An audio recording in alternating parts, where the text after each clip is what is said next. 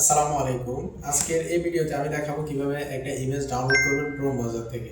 তো আমরা সবাই যারা ইন্টারনেট ব্যবহার করি সবাই ক্রোম ব্রাউজার ব্যবহার করে থাকি। ক্রোম ব্রাউজার ব্যবহার যখন করি তখন আমাদের অনেক সময় অনেক প্রয়োজনের খাতিরে আমাদের ইমেজ ডাউনলোড করতে হয়। তো আমরা যখন থার্ড পার্টি কোনো টুলসের সাহায্য নিই তখন অনেকটা আমাদেরকে হেসেল পোহাইতে হয় যে আসলে ওই থার্ড পার্টি অ্যাপসটা আমাদের কাছ থেকে আমাদের পার্সোনাল ইনফরমেশনগুলো কালেক্ট করতেছে কিনা, ওইগুলো নিয়ে আমাদের মাথায় অনেকটা চিন্তা থাকে।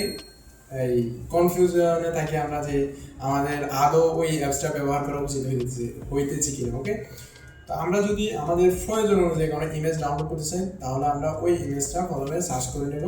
ফর এক্সাম্পল আমি আমার ক্রোম ব্রাউজারের মধ্যে গেলাম, যাওয়ার পরে আমি একটা ইমেজ সার্চ করলাম। সেটা হলো আমার ইচ্ছে মতো আমি যেটা আপনার গুরুত্বপূর্ণ যেটা দরকার ওইটা সার্চ করে নেবেন। আমি এখানে এক্সাম্পল স্বরূপ ফেসবুকের যে ইমেজটা আছে ওইটা সার্চ করছি ফেসবুক।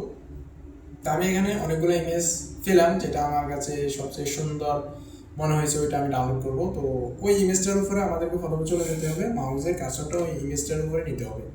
নেওয়ার পরে রাইটে ক্লিক করতে হবে। রাইটে ক্লিক করার পরে আমরা এখানে দেখবো যে অনেকগুলো অপশনের মধ্যে আমরা এখানে দেখবো সেভ ইমেজ অ্যাজ। এই অপশনের মধ্যে আমাদেরকে ক্লিক করতে হবে যদি ডাউনলোড করতে চান। তা আমি এই ইমেজটার এই সেভ ইমেজ অ্যাজে ক্লিক করার পরে আমার এখানে একটা নতুন পেজ ওপেন হয়েছে। ওই পেজটার মধ্যে আমাকে জিজ্ঞাসা করতেছে যে তুমি ইমেজটা কোথায় স্টোর করবে।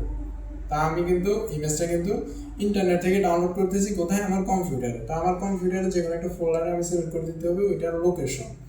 ওইটার লোকেশন যদি আমি সিলেক্ট করতে চাই তাহলে আমাকে এখানে আপনার ইচ্ছে মতো আপনি দিতে পারেন যে এই ফোল্ডার আপনি তৈরি করে রেখেছেন ইতিমধ্যে ওই ফোল্ডারে রেখে দিতে পারেন। আমি ফর এক্সাম্পল আমি ডেস্কটপে রাখলাম।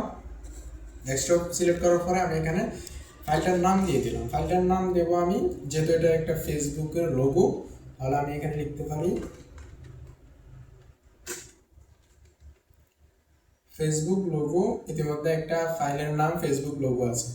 আচ্ছা, এখন কিন্তু আপনাদের সমস্যা হতে পারে, কারণ আগে একটা ফেসবুক লোগো নামে আছে, সেটা কি ইমেজ সেটা আপনি এক্স্যাক্টলি জানেন না আসলে কি সেটা ফেসবুকের লোগো কিনা।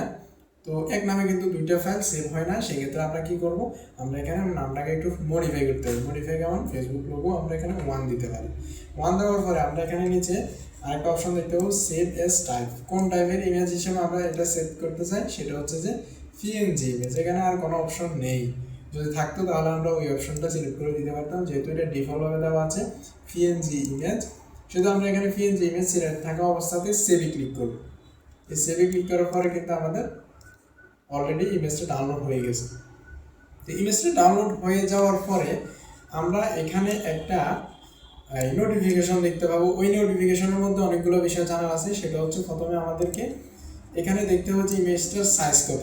আমরা যে ইমেজটা এর মধ্যে ডাউনলোড করেছি ওই ইমেজটার সাইজ হচ্ছে 3.6 কেবি, মানে এটার ওজন হচ্ছে 3.6 কেবি মানে কিলোবাইট।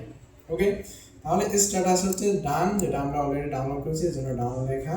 আর উপরে যে অপশনটা দেখতে পাচ্ছি, উপরে যে লেখাটা দেখতে পাচ্ছি সেটা হচ্ছে ইমেজটার নাম। আমরা ইতিমধ্যে ফেসবুক লোগো 1 নামে যে ইমেজটার নাম দিয়েছি। আরেকটা গুরুত্বপূর্ণ অপশন আমরা এখানে দেখতে এসেছি, সেটা হচ্ছে ইমেজটার ফরম্যাট। ইমেজের বিভিন্ন ফরম্যাট হয়ে থাকে। ইতিমধ্যে আপনাদেরকে বলছি যে এটা পিএনজি ইমেজ, সেটা এখানে পিএনজি লেখা আছে, সেটা ডটের পরে অবশ্যই পিএনজি থাকবে। এটা যদি জিফ হতো তাহলে এখানে জিফ লেখা থাকতো, অথবা জেপিজি থাকতো জেপিজি লেখা থাকতো। তা আমরা এখানে এই ইমেজটার মধ্যে রাইট পাশে যখন যাবো তখন আরও দুইটা অপশন দেখতে পাবো। সেই দুইটা অপশন হচ্ছে শো ইন ফোল্ডার। প্রথম অপশনটা হচ্ছে শো ইন ফোল্ডার। আমরা ইমেজটা যেই লোকেশনের মধ্যে ডাউনলোড করছি ওই লোকেশন যদি দেখতে চাই, ওই ইমেজটার লোকেশন, তাহলে আমরা প্রথম অপশনটাতে ক্লিক করবো। আর দ্বিতীয় অপশন হচ্ছে আমাদের ওই ইমেজটাকে ডিরেক্টলি ওপেন করবে আমাদের কম্পিউটারের স্ক্রিনে, যে আমাদের ডিফল্ট যে অ্যাপস আছে ওই অ্যাপসের মাধ্যমে প্রসেস করে ওইটা ওপেন করবো। তা আমরা প্রথম অপশনটাতে ক্লিক করবো। ওকে, ক্লিক করার পর আমরা এখানে দেখতে পাচ্ছি যে আমাদের ইমেজটা ডেস্কটপের মধ্যে আছে, সেটা এই ইমেজটা ফেসবুক লোগো 1। ওকে, তো আমরা এখানে দ্বিতীয় অপশনটা যদি দেখায় আপনাদেরকে, দ্বিতীয় অপশনটার মধ্যে ক্লিক করার পরে আমরা এখানে আমাদের ইমেজটা দেখতে পাচ্ছি ওপেন হয়ে গেছে। তো এইভাবে আপনারা একটা ইমেজ ডাউনলোড করে এভাবে ম্যানেজ করতে পারেন। আমার ভিডিওটা যদি ভালো লাগে আপনারা কমেন্ট করে জানাবেন কেমন হয়েছে ভিডিওটা। ধন্যবাদ সবাই, আসসালামু আলাইকুম।